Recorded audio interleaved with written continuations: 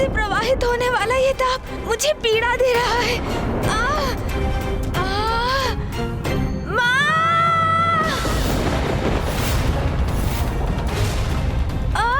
गणेश तो अपार संकट में है। भैया! गणेश, ये क्या हुआ है तुम्हें? ज्ञात नहीं भैया, किंतु बहुत तीव्र ताप का अनुभव हो रहा है मुझे, और मेरे उदर में से तो भयंकर ताप उत्पन्न हो रहा है, जैसे मेरे भीतर ज्वालामुखी का लावा अपने ताप की चरम पर हो। कुमार कार्तिकेय, प्रथम पूज्य गणेश जी ने अर्नलासुर को निगला है और उसके शरीर का मूल तत्व लावा ही था, और वो खौलता हुआ लावा प्रथम पूज्य गणेश जी के उदर में अत्यंत ऊर्जा उत्पन्न कर रहा है।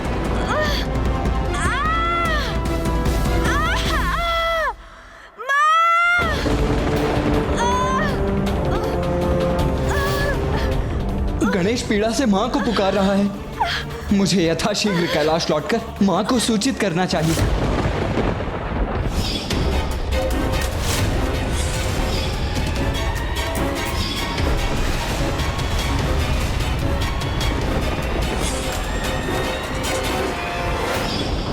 पार्वती गणेश जी को इस अवस्था में देखेंगी तो वो आवेशित हो उठेंगी, और माता पार्वती के क्रोध से तो संसार परिचित ही है। हम देवता भी उनके क्रोध के प्रभाव से रक्षित नहीं हो पाएंगे।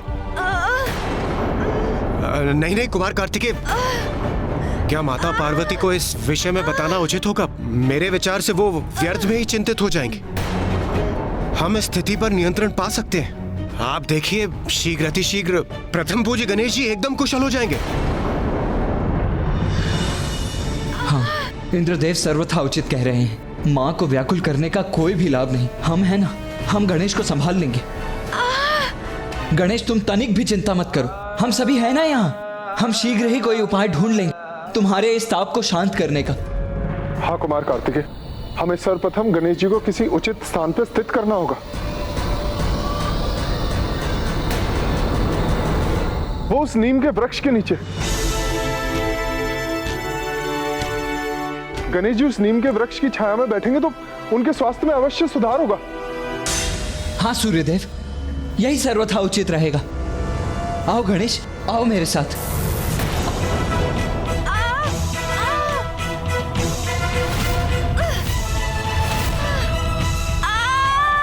इतना प्रचंड ताप जिसने मुझे भी प्रभावित कर दिया। क्या हुआ कुमार कार्तिकेय? गणेश तो भीतर बाहर जैसे पूर्ण रूप से तप रहा है। उसके तन से उत्पन्न होने वाली यह उष्णता इतनी अधिक है कि उसका स्पर्श करने पर उसका प्रचंड ताप मुझे भी अनुभव हुआ।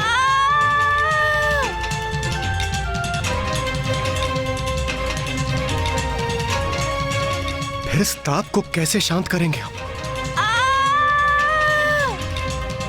आप सभी मुझे लेकर बहुत चिंतित प्रतीत हो रहे हैं। इतनी चिंता मत कीजिए, मैं शीघ्र स्वस्थ हो जाऊंगा।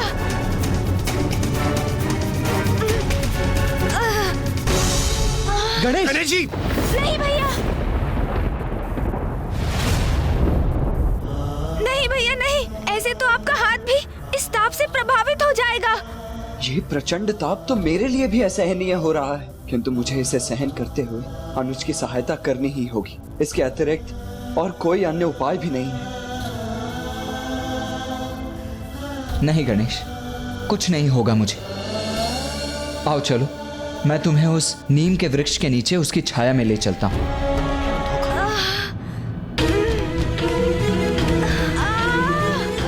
गणेश जी, इस पेड़ की छाया में बैठकर क्या आपकी स्थिति में कोई सुधार हुआ है? हाँ, ये नीम वृक्ष की छाया तो अवश्य शीतल है। इसका अर्थ है उपाय कार्य कर रहा है। नीम की शीतल छाया से गणेश भी शीतल हो रहा है।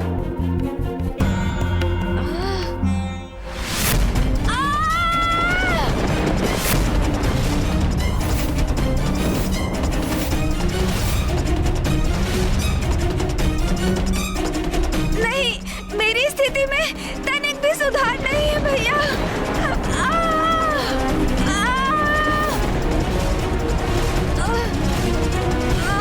क्या करूं? गणेश को इस कष्ट से मुक्ति कैसे दिलाऊं? देवगणों, तत्काल हमें गणेश के लिए वायु झरना चाहिए। यही उचित उपाय।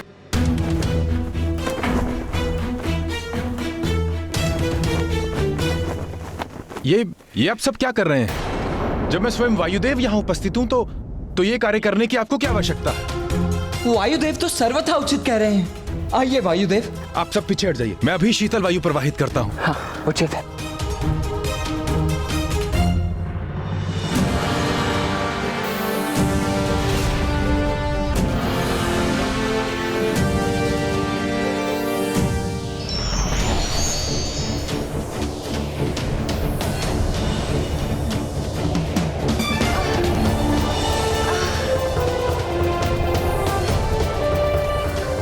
गणेश पर इस शीतल वायु का प्रभाव तो अवश्य होगा।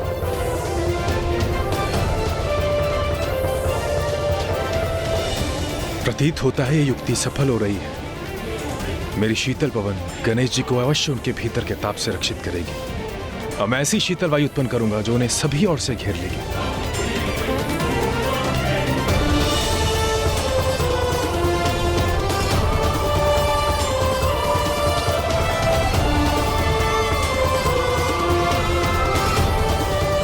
अद्भुत वायुदेव, आपकी युक्ति सफल हुई। गणेश, अब कैसा प्रतीत हो रहा है तुम्हें? इस शीतल वातावरण से प्रभावित होकर क्या तुम्हारा ताप कुछ शांत हुआ?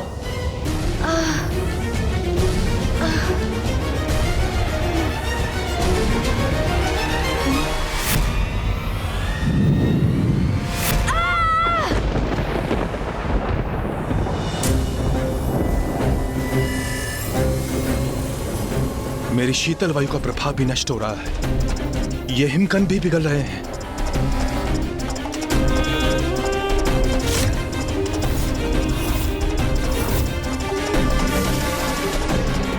वायुदेव, अपने पवन के प्रवाह को रोक दीजिए। गणेश जी की ऊर्जा आपकी पवन को लू में परिवर्तित कर रही है। कुछ क्षणों के लिए तो उचित लग रहा था भैया, किंतु ये ताप पुनः उभर रहा है। बहुत कष्ट दे रहा है ये ताप मुझे।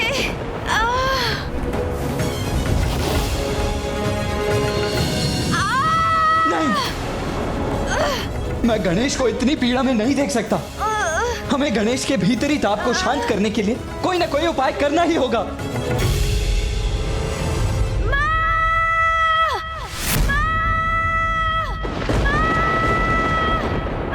पुत्र गणेश,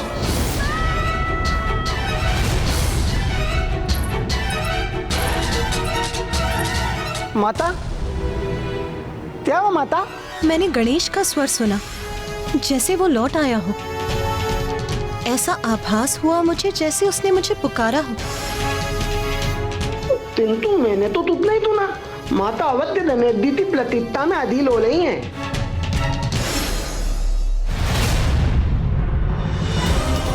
यदि उमा को ज्ञात हो गया कि गणेश का उदर अर्नलासुर के लावा से भरा है तो वो अत्यंत व्याकुल एवं उग्र हो जाएंगी। मुझे ही गणेश की कुशलता का कोई उपाय करना होगा, और जब वो पूर्ण रूप से स्वस्थ होकर कैलाश लौट आएगा तब हम उमा को इस घटना का विस्तृत विवरण दे सकते हैं। चंद्रदेव,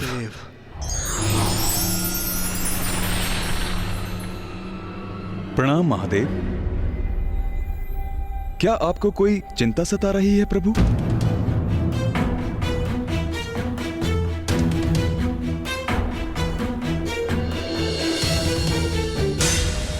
मेरे भीतर का ताप मुझे शांत नहीं होने दे रहा है भैया। मैं क्या करूं? मैं क्या करूं? इस विकट स्थिति से अनुज गणेश को कैसे निकालूं मैं? कुमार कार्तिकेय, मुझे विश्वास है अग्निदेव होने के नाते मैं गणेश जी के भीतर की अग्नि और तपते लावा को नियंत्रित कर सकता हूं। हाँ, यही उचित है। गणेश, तुम स्थिर होकर बैठे रहो। अग्निदेव तुम्हारे भीतर के लावा को नियंत्रित करने का प्रयास कर रहे हैं, ठीक है? हाँ, उचित है। आइए अग्निदेव।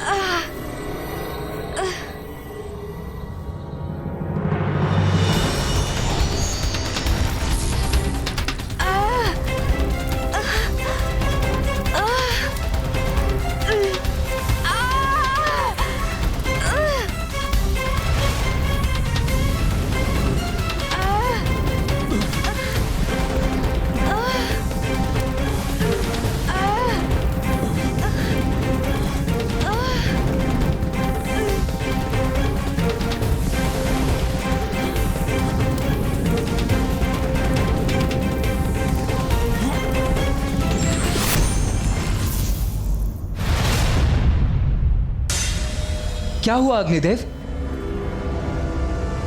कुमार कार्तिकेय, इस अग्नि और लावा को वश में करना मेरे लिए संभव नहीं है, क्योंकि इसमें कोई अप्राकृतिक आसुरी अग्नि है।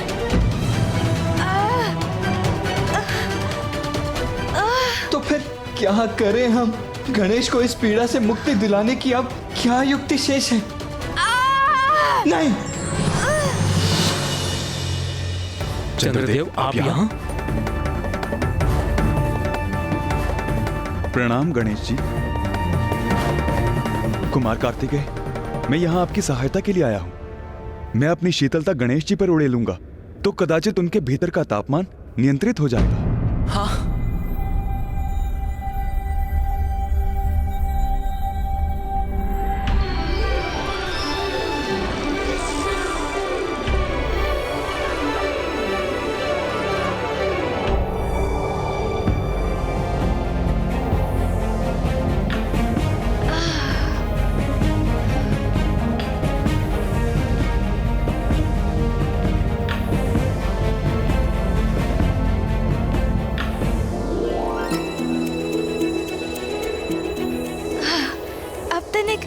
कुशल अनुभव कर रहा हूँ।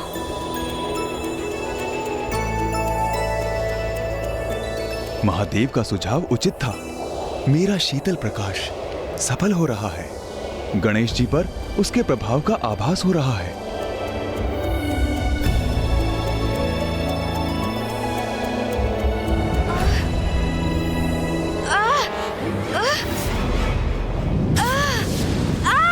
देवगण बचिए!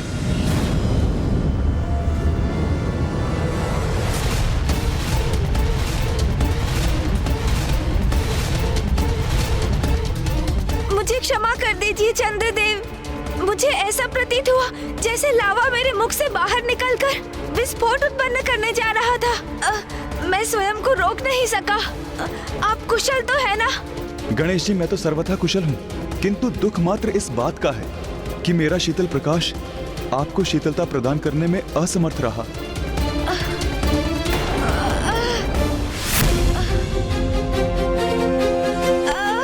क्या करूं? कैसे सहायता करूं अपने अनुज की, ताकि वो इस असहनीय पीड़ा से मुक्ति पा सके? यदि हम कुछ नहीं कर पा रहे हैं तो क्या अब हमें माँ को इस स्थिति से अवगत कराना होगा?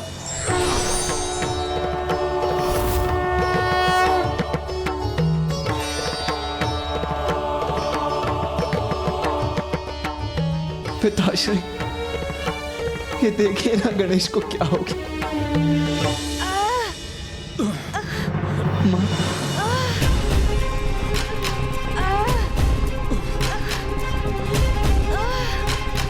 पिताश्री, आप अकेले ही आए हैं? माँ नहीं आई आपके साथ? पुत्र कार्तिकेय, मैंने अभी तक उमा को इस परिस्थिति से अवगत नहीं कराया है।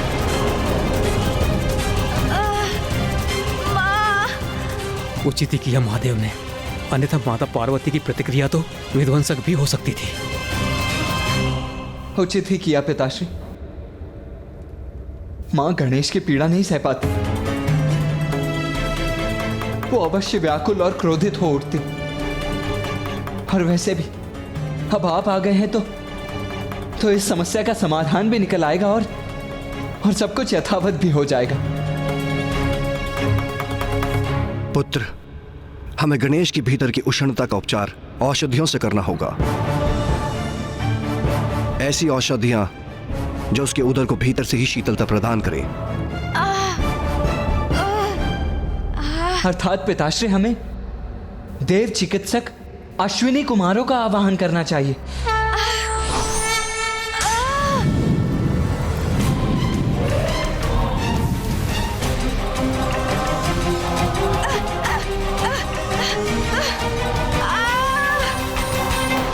गणेश की पीड़ा बढ़ती जा रही है, उसका कोई उपचार सुझाइए। महादेव, हम अश्विनी कुमार शल्य चिकित्सक हैं। गणेश जी की ये अवस्था देखकर हम शैल्य प्रक्रिया से इनके भीतर का लावा बाहर निकाल दें।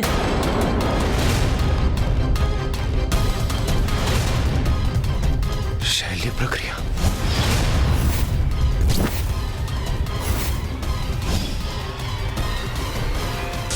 शैल्य चिकित्सा कदापि नहीं करवाऊंगा।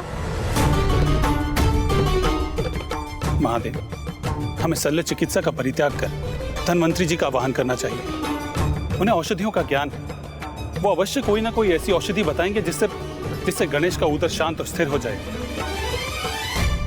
हाँ मामा जी, धनवंतरी जी की औषधि ही उपयुक्त होगी।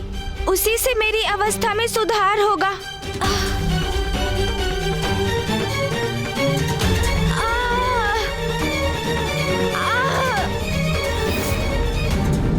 धनवंतरी, आप अपना हाथ सीधा कर सकते हैं क्या? हाँ, अवश्य।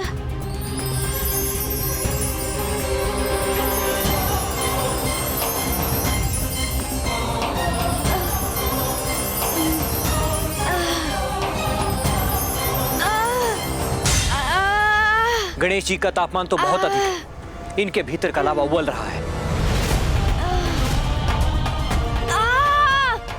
धनवंतरी जी, अब आप ही कोई उपचार कीजिए।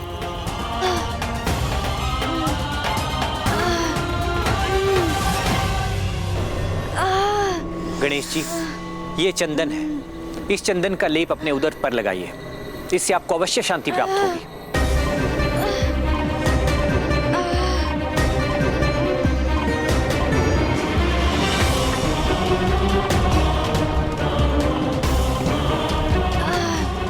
गणेश, अब कैसा प्रतीत हो रहा है तुम्हें?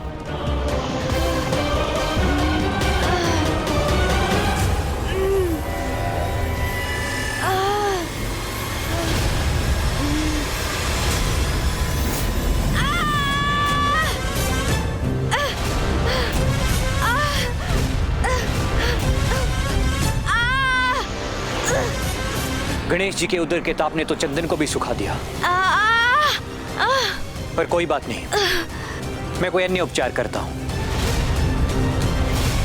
शीघ्रता कीजिए, अब ये पीड़ा मुझसे सहन नहीं हो रही है। ये ताप तो बढ़ता ही जा रहा है। माँ!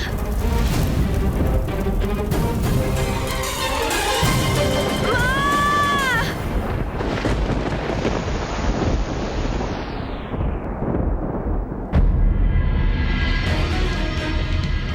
आकाश में ये लालिमा क्यों छा रही है? पुत्र गणेश और पुत्र कार्तिकेय को तो अब तक लौट आना चाहिए था, फिर उन्हें इतना समय क्यों लग रहा है? गणेश जी, ये लौकी और केवड़े का रस है। हम इसे आप पर छिड़केंगे, जिससे आपको अवश्य शांति प्राप्त होगी।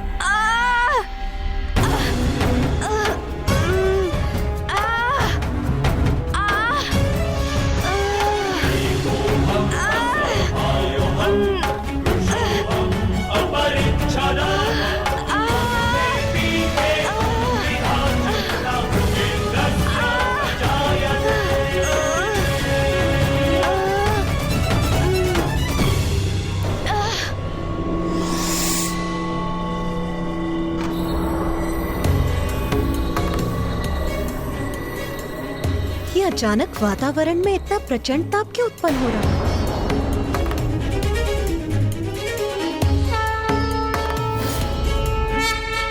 धनवंतरी जी, इससे तो कुछ भी नहीं हो रहा है।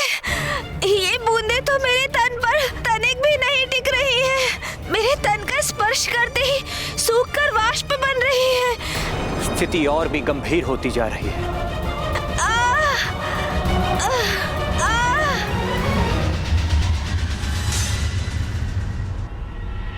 स्वामी, स्वामी भी अपने ध्यान स्थल पर नहीं है। कहाँ गए वो? पुत्र गणेश और पुत्र कार्तिकेय भी अभी तक नहीं लौटे। मुझे एक विचित्र चिंता का आभास हो रहा है। और अब स्वामी भी यहाँ नहीं है। आज के पूर्व जब भी गणेश पर संकट छाया है, मुझे ऐसी ही व्यग्रता का आभास हुआ है। इस बार मैं अपने आभास को पूर्ण गंभीरता से लूंगी।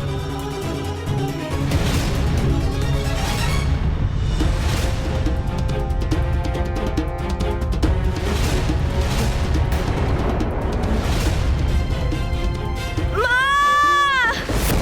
गणेश।